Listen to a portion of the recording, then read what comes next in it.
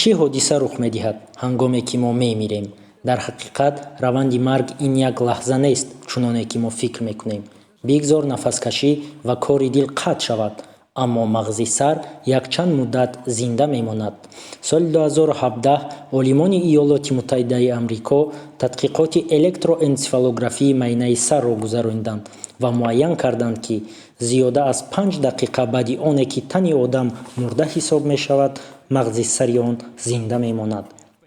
дар беморхонаҳо духтурон маргро аз рӯи якчанд аломатҳо тафтиш мекунанд. ба онҳо набудани набз ки аз қатъ шудани кори дил шаҳодат медиҳад, қатъшавии нафаскашӣ, қатъшавии рефлексҳо, ба мисоли набудани реаксияи ҷавобии гавҳараки чашм ба рӯшноӣ дохил мешавад. айнан ба мисоли филмҳои детективӣ ки табиб бо чароғаки хурд ба чашм рӯшноӣ медиҳад барои аниқ кардани марг. инак ҳангоме ки равшанӣ хомӯш шуд ва инсон фавтид, чӣ ҳодиса бо бадани ӯ рух медиҳад? биёед тағйиротҳои 12 соати аввалро дида мебароем. соати якум тамоми мушакҳо суст мешаванд, даҳон кушода мешавад, гавҳараки чашм васеъ мешавад ва тан мулоим мегардад, ки ин ҳолат сустшавии аввалин ном дорад. гардиши хун қатъ мешавад ва сафедшавии ҷасад оғоз меёбад, зеро хун аз рагҳои хурд ба рагҳои калон мегузаранд. баъдан ҷасад ба хунукшавӣ шурӯъ мекунад. дар соати якум то 2 градус ва дар дигар соатҳо бошад то 1 градус ҳарорати бадани ҷасад паст мешавад. баъд аз гузаштани тамоми ин равандҳо мушакҳои бадани ҷасад суст мешаванд ва аз организм пешоб ва ахлот хориҷ мегардад. аз 2 то 6 соат қувваи ҷозиба хунро ба қисмҳое ки ба замин наздиктаранд мекашад ва доғҳои ҷасад ҳосил мешаванд. тақрибан баъди 3 соат дар организм равандҳои химиявӣ мегузаранд ва ҳамаи мушакҳо сахт мешаванд.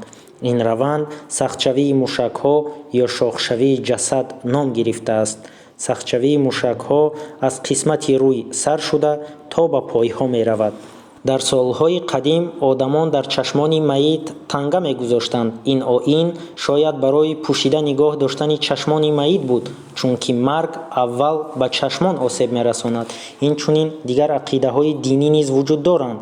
дар тахайюлотҳои юнонӣ гӯё худои зеризаминӣ вазифаи гузарондани рӯҳи инсонро иҷро мекард ва тангаҳое ки дар чашми маит мегузоранд, ин ҳаққи роҳгиро ба ҳисоб мерафт.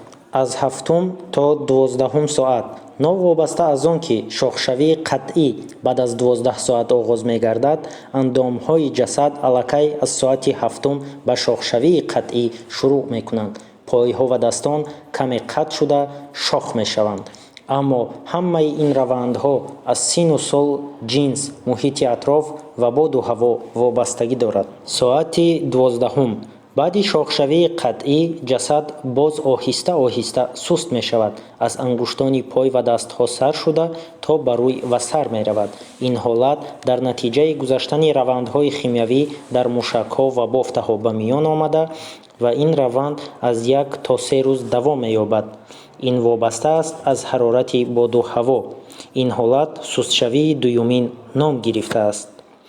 баъд аз гузаштани тамоми равандҳо ҷараёни пӯсиш оғоз меёбад.